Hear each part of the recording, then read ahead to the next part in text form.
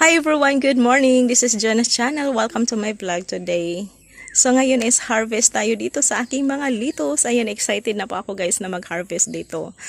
So may 3 box po ito ang aking i-harvest today. So sa isang box is 21 heads.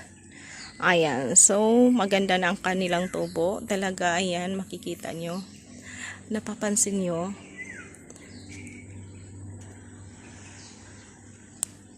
Ayan, o diba ang sarap-sarap kagatin ng mga litos na ito. So dito na portion is hintayin natin na lumalaki pa sila. Ayan. Shout out pala doon sa nagtatanong sa akin. Ayan, so itong ginagawa ko is hydroponics crafting methods po ito. Hydroponics, ibig sabihin pinapatubo po ang isang halaman sa pamamagitan ng tubig at saka walang soil. So, itong nakikita ninyo dito sa ilalim is kukupit yan. At saka yung sa tubig is nilalagyan natin ang tubig ng nutrient solution.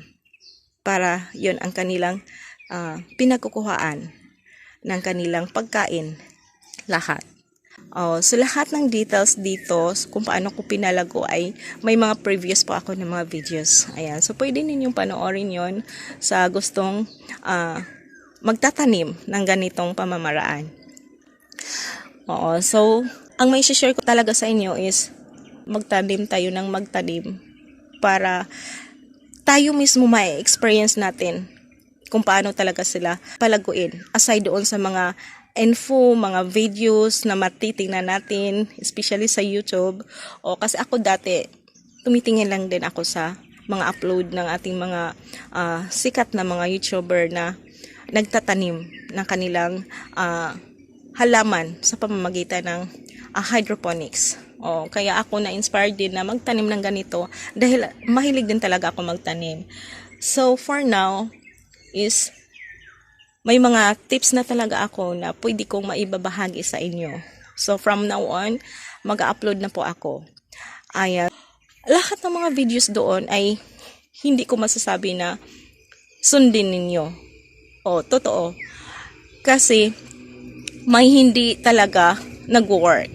Example dito sa papakita ko sa inyo ito. Ayan. Kukupit yan. So, yung kukupit is kailangan natin yan i-sterilize bago natin ilagay dito. So, dati hindi yan kukupit ang nilagay ko. Foam lang yun. Foam lang, walang kukupit. So, yung kanilang tubo is hindi gaano kaganda. So proving ko ngayon na mas maganda pala gagamitin natin ang ito, kukupit. So yung about sa kukupit is okay yon, sundin ninyo. And then doon sa mixing ratio ng nutrients is okay din. Pero yung sa foam, may mga videos ako, hindi ko masasabi na yung ginagawa sa ibang mga nagtatanim ng ganito is hindi nag-work ang kanilang ginawa. So, nag-work din sa kanila. Hindi ko alam kung paano nila ginawa yon. Pero sa aking experience is maganda talaga ang kukupit. Lagyan ng kukupit. So, yun ang pwede kong may babahagi sa inyo sa aking na-experience lang. So, yun lahat ng mga details kung gusto ninyong sundin ay may mga previous pa ako na video. Lahat. Paano ko sinimulan itong aking ginagawa. Kasi soon, magbibenta talaga ako ng ganito. Kaya, medyo maraming mga boxes dito. So, sa mga magtatanong, katulad dito sa box, may mga videos din ako. Itong kukupit, may mga videos din ako. Sa water ratio ay may mga videos ako.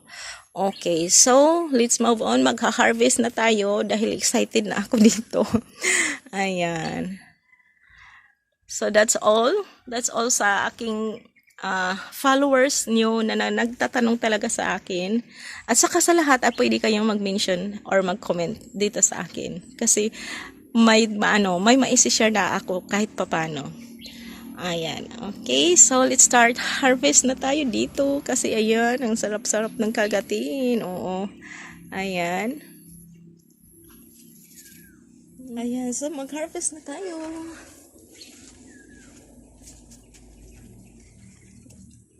Ayan. So,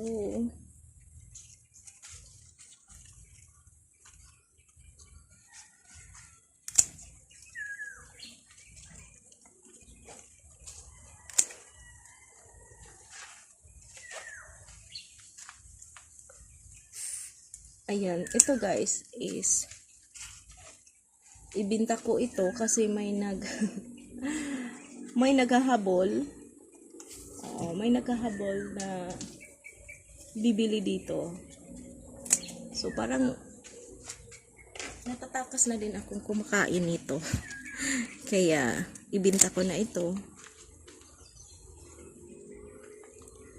Okay, shout out sa bumili nito. Siyempre, yung una nating market is mga neighbor. Ayan.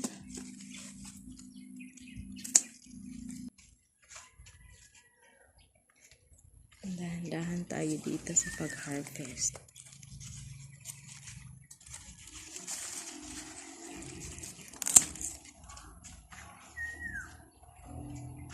Wak, wak, wak. Daming ibon dito sa amin, guys.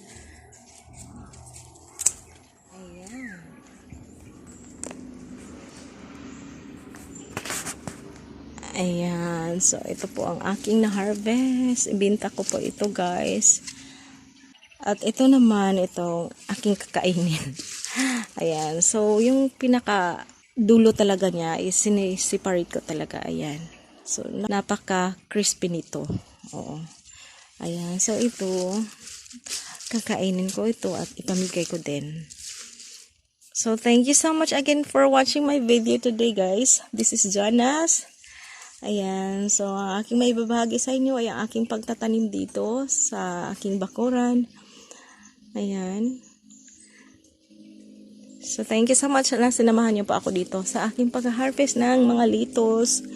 Again, see you on my next video. This is Jonas Channel na nagsasabing happy planting, happy gardening.